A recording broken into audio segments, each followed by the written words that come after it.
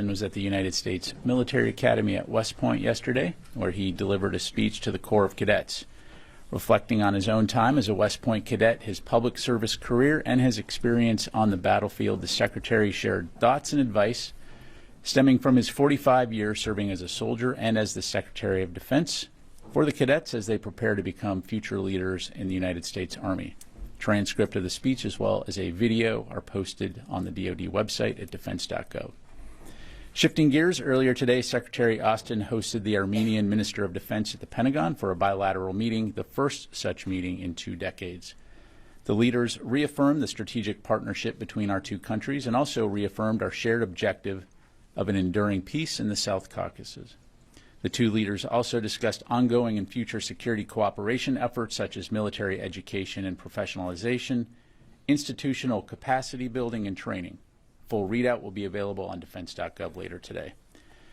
Looking ahead, Secretary Austin will depart tomorrow for Simi Valley, California to attend the 2024 Reagan National Defense Forum. This marks the Secretary's 4th year attending the forum, and on Saturday, December 7, he'll deliver the keynote address, which will be live streamed. Additionally, alongside Senate Republican leader Mitch McConnell, Secretary Austin will also be the recipient of the Ronald Reagan Peace Through Strength Award from the Ronald Reagan Presidential Foundation and Institute. Following the Reagan National Defense Forum, Secretary Austin will travel to Tokyo, Japan for a multi-day visit. This trip marks his 13th visit to the Indo-Pacific as Secretary of Defense and comes as the department continues its historic efforts to bolster our partnerships and alliances and advance a shared vision of peace, security, and prosperity in the region. We'll have much more to share on the Secretary's engagements in Japan soon.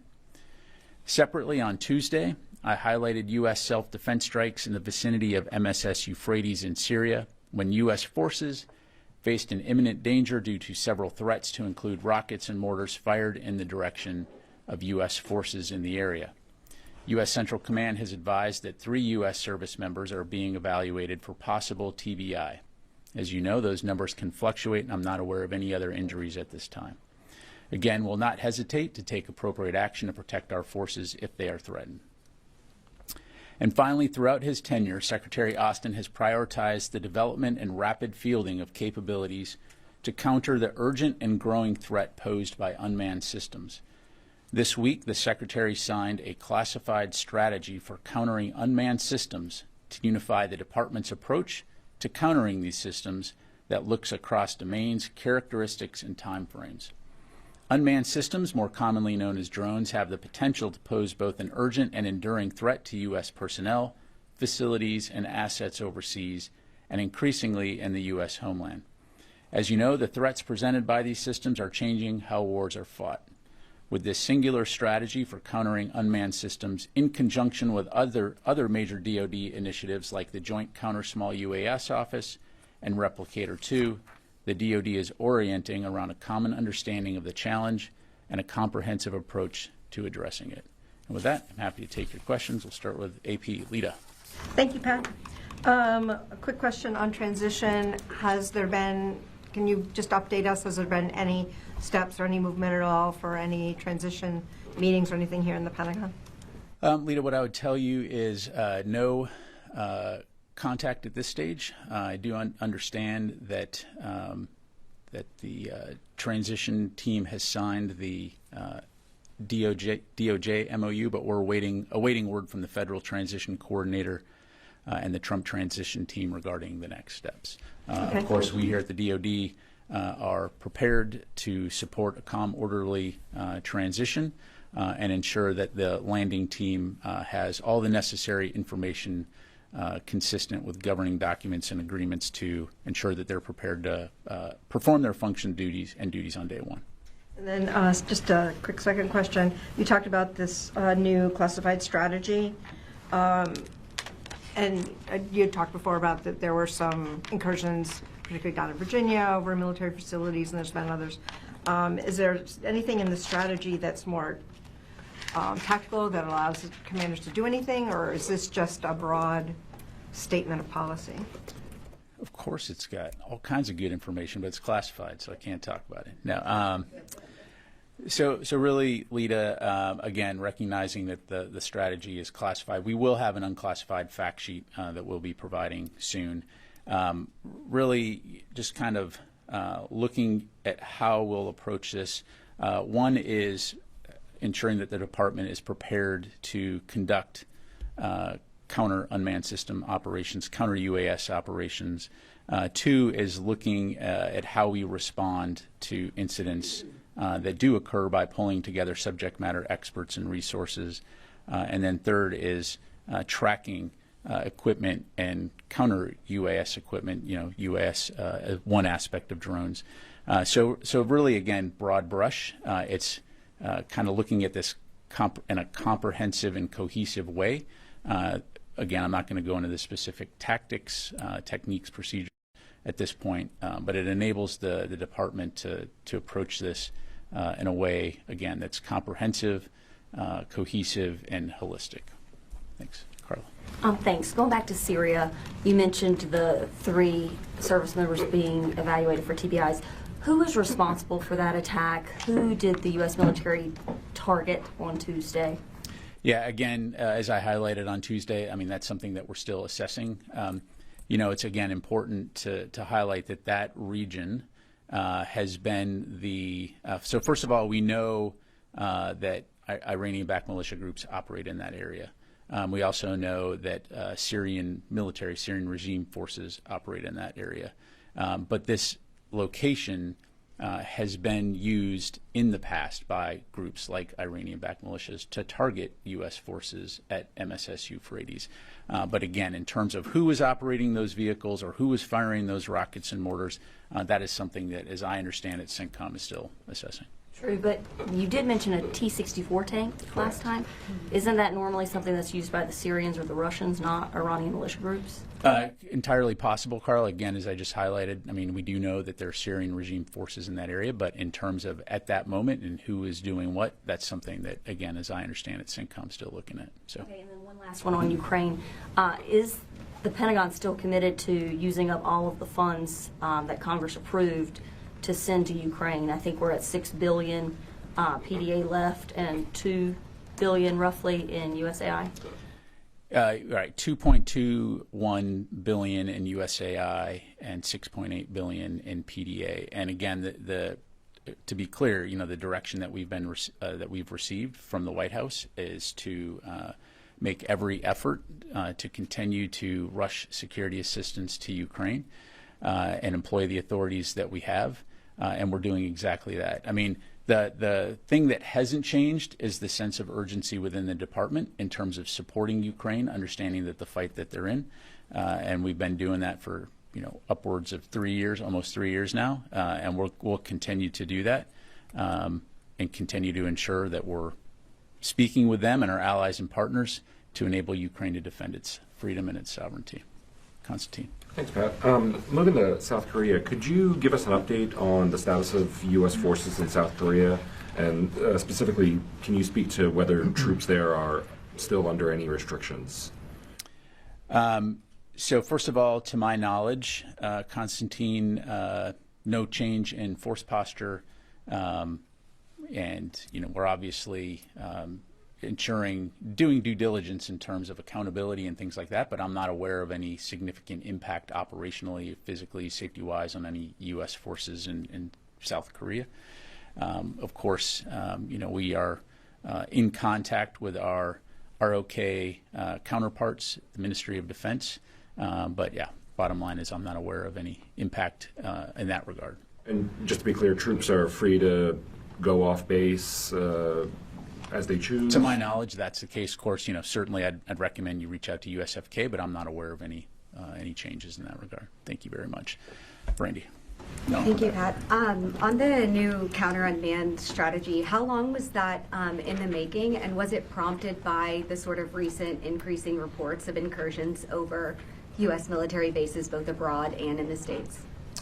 Thanks, Brandy. I don't have a specific time frame to give you other than to say that this has been, I'm confident that this has been work that's been going on for some time. I mean, if you go, you've been following this very closely. the impact that drones have had on the battlefield.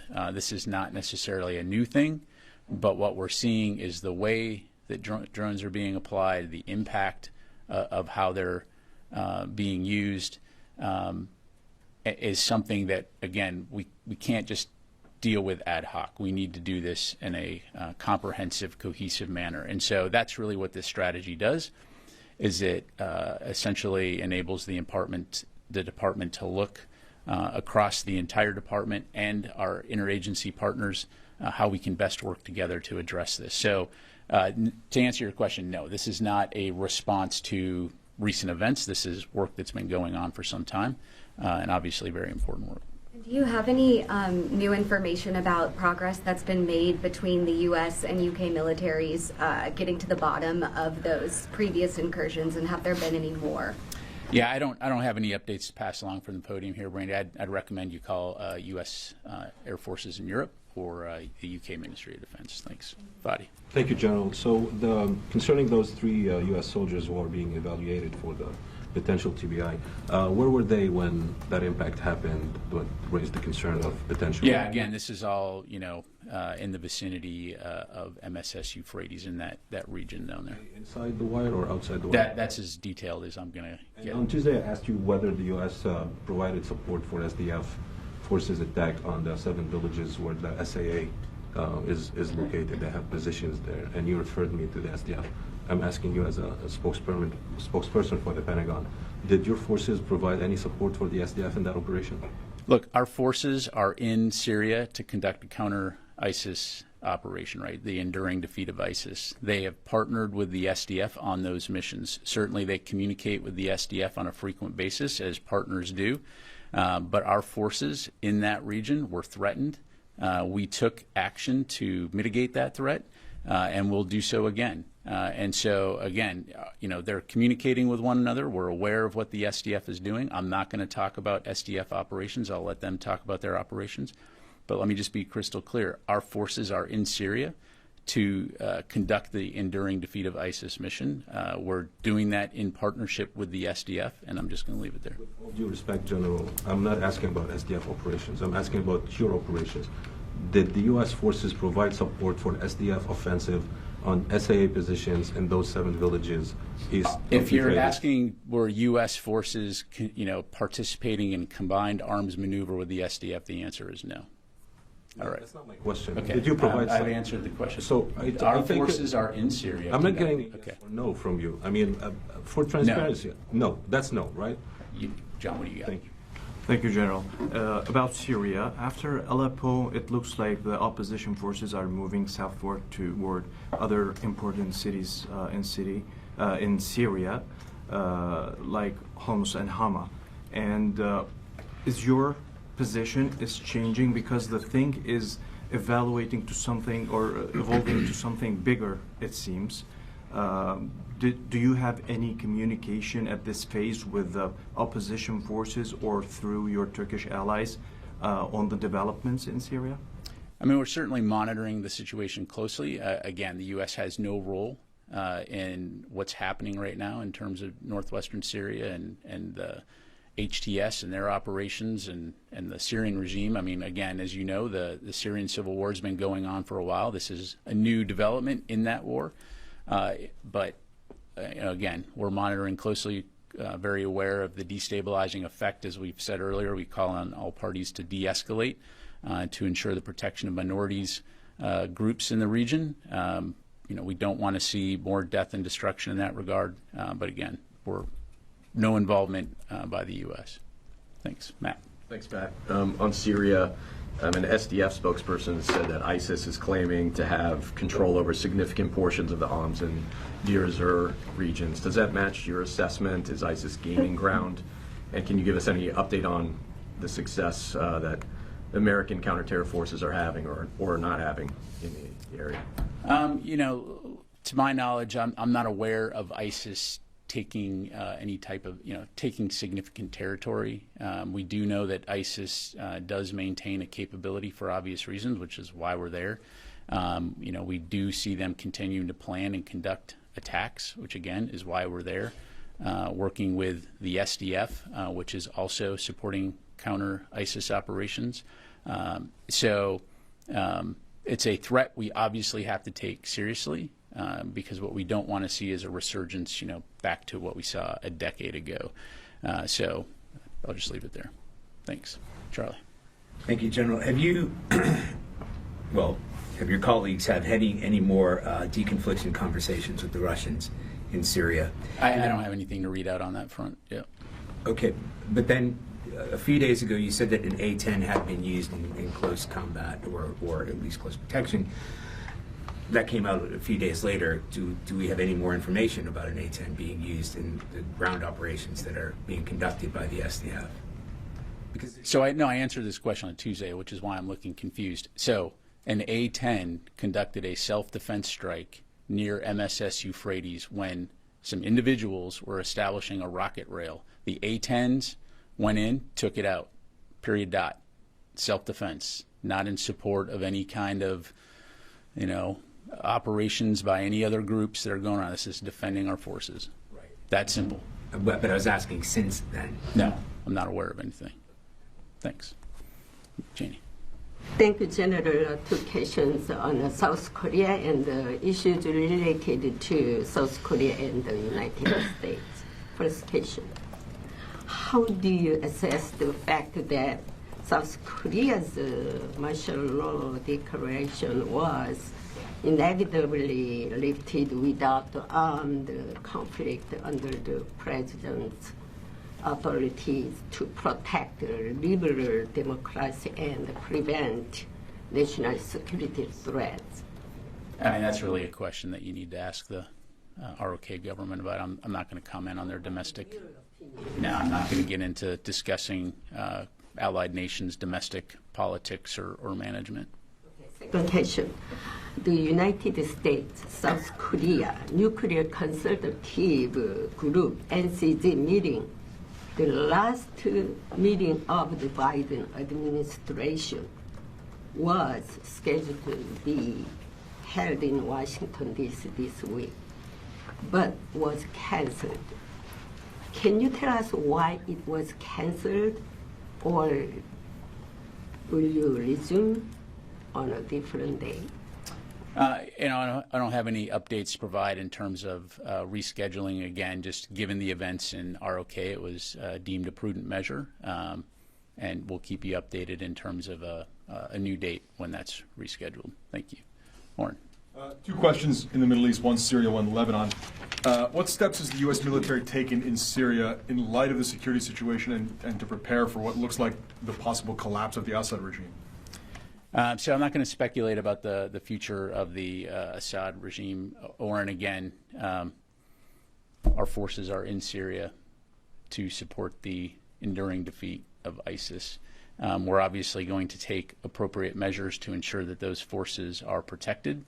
But, and as it relates to the ongoing Syrian civil war and what you see in terms of the various groups fighting one another, I mean, that's something that we're going to continue to monitor. As we've highlighted, we would call on all parties to de-escalate. But from a U.S. military standpoint, our focus continues to be on the Defeat ISIS mission. And then can you update us on the effort of General Jasper Jeffers as part of the ceasefire monitoring mechanism? Has that advanced to a point where it is fully functioning, or what can you say to that? I don't have any more detailed updates to provide from what I gave out on Tuesday. General Jeffers is in Beirut working out of the embassy. But again, we'll keep you updated as we have new information to provide.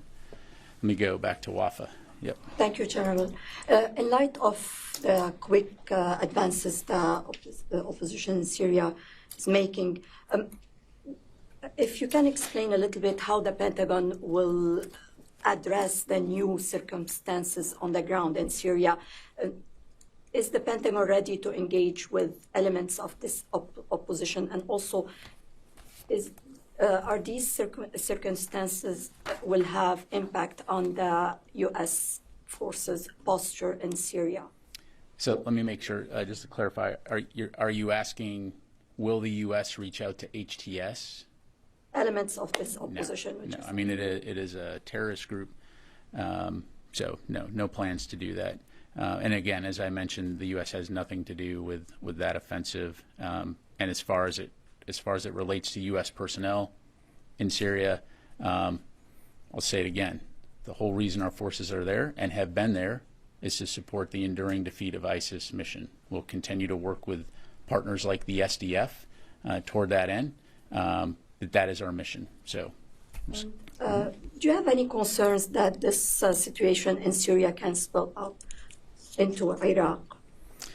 well, I mean, that's what you saw 10 years ago, right? As essentially the security vacuum that was created by the repressive measures of the Assad regime instigated the rise of ISIS, which did spill over into Iraq, which is why U.S. forces have been working very closely with an international coalition for a decade now to prevent the resurgence of ISIS so that that can be contained. Again, as it relates to what's going on in northwestern Syria, we're obviously all watching.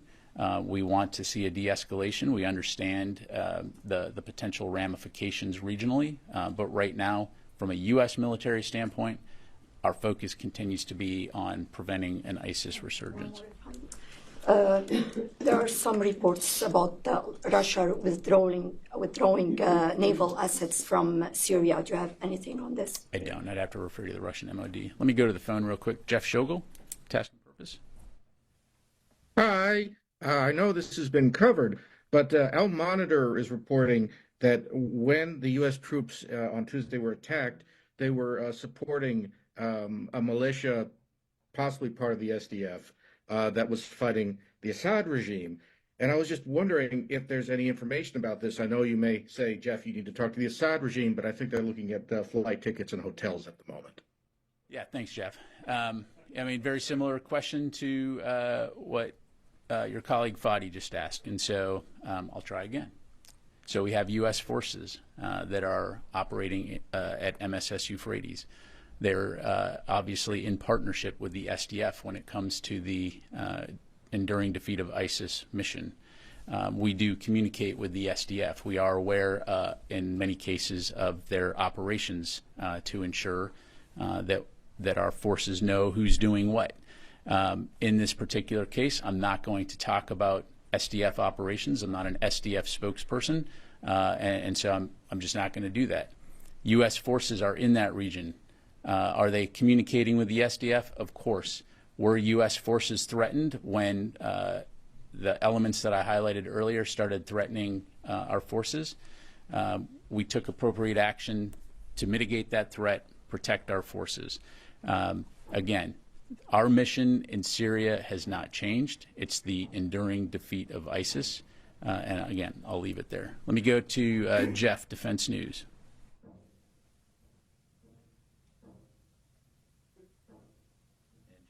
All right, Howard from the War Zone. Hey, thanks. In a completely different vein, I wanted to ask you about NGAD, and can you tell me why the program was punted over to the Trump administration? And also, are there any other big programs on the chopping block, like maybe Sentinel or Replicator? I'm sorry, which program were you saying was punted to the Trump administration? Program or Replicator? Well, Howard, I'm not going to talk or speculate about the future. I mean, as you know, the Department of Defense, our mission is to defend the country, and that doesn't necessarily mean that we're putting time limits on the things that we do. And so,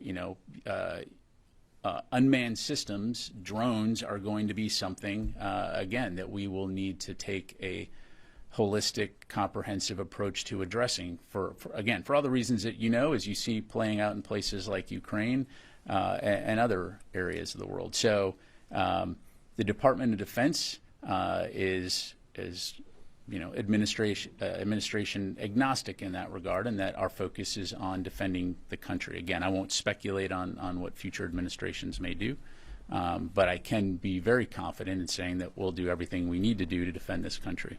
Thank you. Take a couple more here. You go to Noah, and then we'll go to Jared. Just to start out with a couple cleanup questions. You said soon on a fact sheet releasing about the new strategy. When is soon? Hopefully today. And on the conversations with the counterparts in the ROK, can you tell us what level those are and when they've occurred? I'm assuming not at the Secretary's level. Yeah, I don't have anything to read out in terms of, or announce in terms of the Secretary speaking to the ROK Minister of Defense. Certainly, we'll keep you updated in that regard. We have been in contact with the ROK Ministry of Defense at multiple levels, to include from here in DoD. But I don't have any dates to pass along in that regard. And just a quick last one. There was a call reported and acknowledged later between the chairman and General Gerasimov of Russia that happened last week. The call was not immediately read out afterward, given that there was secrecy concerns between the two of them. I was wondering if we can have a commitment from you, sitting at the top of the briefing room here, to read out in the future such calls, given that the details that are provided are not exactly comprehensive in all of them. Yeah, look, I mean, as far as Joint Staff goes, I'd refer you to Joint Staff. Certainly I know, just like we do, they endeavor to do all they can to be as transparent as possible about these kinds of things. And so certainly, we'll continue to work toward that end, Noah. Jared, and then we'll get you a question as long as it's related to current news of the day. Yes, sir. Thanks, sir. I think we've covered this pretty well, but I just wanted to make sure we cover every base here. You mentioned that what transpired in Deir ez-Zor, there was no U.S. combined arms maneuver with the SDF, but that the U.S. is often aware of their operations. Were U.S. forces in and around in the vicinity of MSS Euphrates, were they in communication with and advising SDF elements, either conducting their operation or overseeing it? I mean, I'm asking about the role of U.S. forces. Jared, I appreciate the questions, but I'm just not going to have any more to provide beyond what I've already provided. Okay. And can you confirm whether U.S. forces did or did not kinetically engage in that area before coming under fire? Our forces engaged in self-defense, period, dot. Okay? Thanks. I'll say it again. They engaged in self-defense because our forces were threatened. And our forces are in Syria to support the enduring defeat of ISIS. All right, last question. Two, please. As long as it's news of the day, sir. Yes, sir, it is on the news of the day. Right. Mr. Anthony Chanella's senior intelligence officer, before he committed suicide in Arlington, he had published, his articles were published with me about the Russian bounties to the Taliban for killing U.S. soldiers. In this scenario that we are facing right now, or there is about to start, do you see such things happening again, third party playing their roles and affecting the U.S. interests? I'm not sure I fully understand your question, but if you're saying, are we concerned about third parties threatening the United States? I mean, again, look. Especially the Russians and the Iranians. Well, look, if you look at the National Defense Strategy, it makes very clear what we highlight as threats against United States national security interests, to include Russia as an acute threat and to include malign activity by countries like Iran through their proxy groups.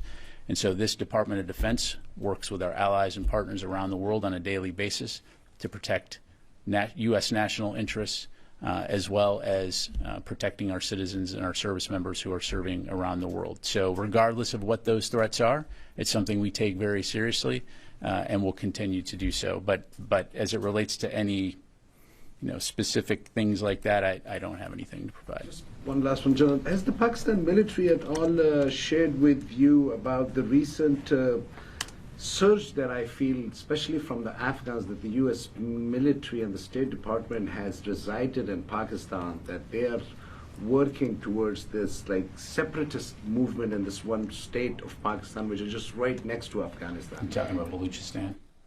No, with Afghanistan, aside the Pashtun area, which I, for the last 40 years, have the paper in. Have they at all shared concerns like this? These concerns, from a journalist point of view, it comes all the way to Washington, D.C., to some of the journalists working in the Pashto radio. They seem to be all pushing the Afghans sitting over there and a couple of people here for this complete separatist movement of the Pashtun region and the Pashtun belt, and that's where you have all the TTP guys. So are you at all looking at this scenario keenly or not? Look, again, I don't have anything to provide from the podium in terms of Pakistani military strategy. I mean, as we've discussed before, the U.S., of course, values Pakistan as a partner when it comes to areas like counterterrorism, and so we'll continue to have those conversations, but I'd refer you to the Pakistani military to discuss their operations and their counterterrorism efforts. All right, Goel, last question, man. Bring us home. My question is, as far as Chinese hacking, how this building has been affected in any way, because in the past also Chinese have been stealing or thieves U.S. secret in many ways, including businesses, industries, and also defense. Yeah, I appreciate the question. As a matter of policy, we're not going to discuss, potential threats, hacks, etc. I can assure you this is something we take very seriously every single day. As you highlighted, it is a significant threat globally, and so again, we'll continue to do due diligence and ensure that our networks and our personnel are able to operate safely and effectively around the world. Thanks very much, everybody. Appreciate it. And remember, we're in Syria for the Defeat ISIS mission. All right.